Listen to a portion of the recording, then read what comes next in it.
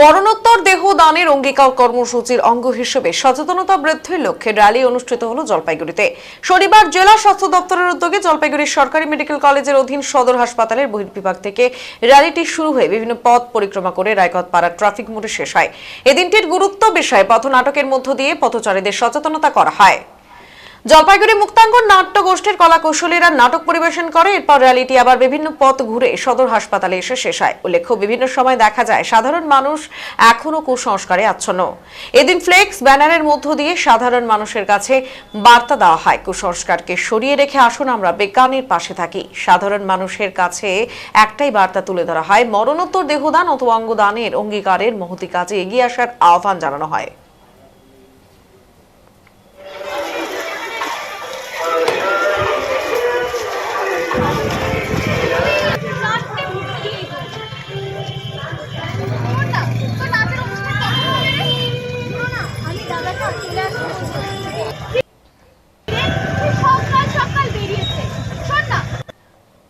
মা জানো কি হয়েছে?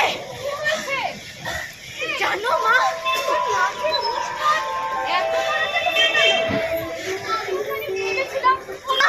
দাদা কি করেছে? দাদা ওর দুটো চোখ দান করে দিয়েছে, সাথে ওর কিডনি দুটো। কি বলছিস কি? আমার দান করে দিয়েছে? এই এই তোর বাবা জানে? জানি না, বাবাকে তো ওখানেই দেখলাম।